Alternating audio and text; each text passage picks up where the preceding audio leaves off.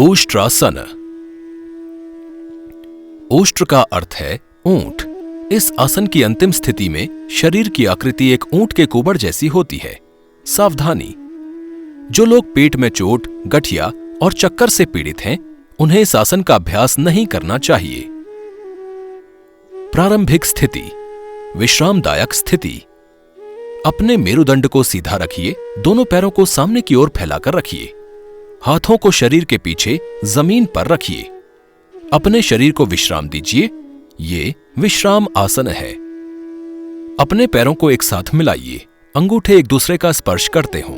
हाथों को शरीर के बगल में, हथेलियों को जमीन पर और उंगलियों को सामने की ओर रखिए। मेरुदंड सीधा और दोनों पैरों को सामने की ओर फैलाकर रखिए। ये दंडासन है।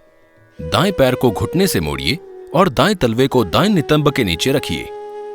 इसी तरह बाएं पैर को घुटने से मोड़ते हुए बाएं तलवे को बाएं नितंब के नीचे रखिए। दोनों पैरों को इस तरह रखिए जिससे पैरों के अंगूठे एक दूसरे को स्पर्श करें। नितंबों को एड़ियों और पंजों के बीच की जगह में रखिए। अपने हाथों को अपने घुटनों या जांघों पर रखिए। ये वज्रासन है। पीठ को सीधा रखिए। घुटने के बल खड़े हो जाइए। घुटनों और पैरों को कुछ सेंटीमीटर अलग करिए। सांस लीजिए, गर्दन को पीछे की ओर झुकाइए। सांस छोड़िए, हाथों को पीछे और नीचे की ओर बढ़ाइए और उन्हें एड़ी पर रखिए। शरीर का भार हाथों और पैरों पर बराबर रखिए। कम से कम 3 सांसों तक इस स्थिति में बने रहिए। पैर और हाथ जमीन के लंबवत रखिए। कूल्हों और घुटनों को सीधी रेखा में रखिए। पेट, छाती और गर्दन के क्षेत्र में खिंचाव का अनुभव कीजिए। सांस लीजिए, गर्दन और शरीर के ऊपरी भाग को ऊपर उठाइए। वापस घुटने के बल खड़े हो जाइए। सांस छोड़िए, नितंबों को एड़ियों और पंजों के बीच रखकर बैठने की स्थिति में वापस आ जाइए। प्रारंभिक स्थिति में लौटते समय अपने बाएं पैर को बाहर निकालने के लिए दाईं ओर थोड़ा झुकिए और पैर फैलाइए। इसी तरह अपने दाएं पैर को बाहर निकाल लीजिए। हाथों को जमीन पर पीछे की ओर रखकर शरीर के ऊपरी भाग को सहारा दीजिए। पैर के बीच थोड़ी दूरी बनाकर रखिए। बैठने की मुद्रा में विश्राम कीजिए। सरलीकृत संस्करण। प्रारंभिक स्थिति, विश्रामदायक स्थिति। अपने मेरुदंड को सीधा रखिए। दोनों पैरों को सामने की ओर फैलाकर रखिए। हाथों को शरीर के पीछे जमीन पर रखिए। अपने शरीर को विश्राम दीजिए। ये विश्राम आसन है। एक दूसरे का स्पर्श करते हुए अपने पैरों को निकट लाइए। हाथों को शरीर के बगल में, हथेलियों को जमीन पर और उंगलियों को सामने की ओर रखिए।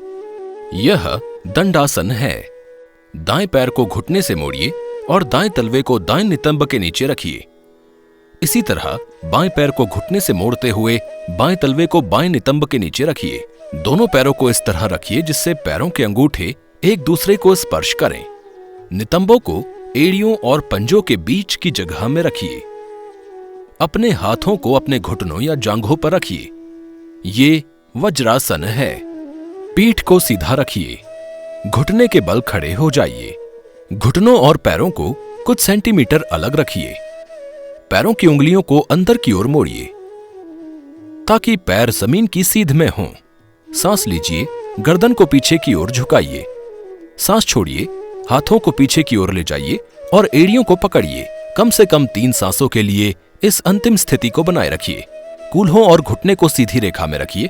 पेट, छाती और गर्दन के क्षेत्र में खिंचाव का अनुभव कीजिए। सांस लीजिए, गर्दन को ऊपर उठाइए। वापस घुटने के बल खड़े हो जाइए और हाथों को नीचे लाइए। पैर की उंगलियों को बाहर की ओर मोड़िए। सांस छोड़िए, नितंबों को एड़ियों और पंजों के बीच रखकर बैठने की स्थिति में वापस आ जाइए।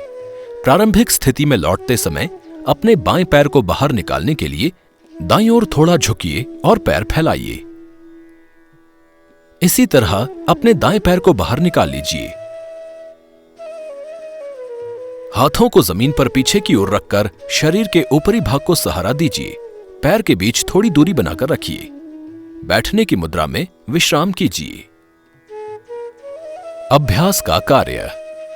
वर्टेब्रल कॉलम के अग्रभाग और शरीर के ऊपरी क्षेत्र में कसावट, वक्ष का विस्तार और श्वसन में वृद्धि।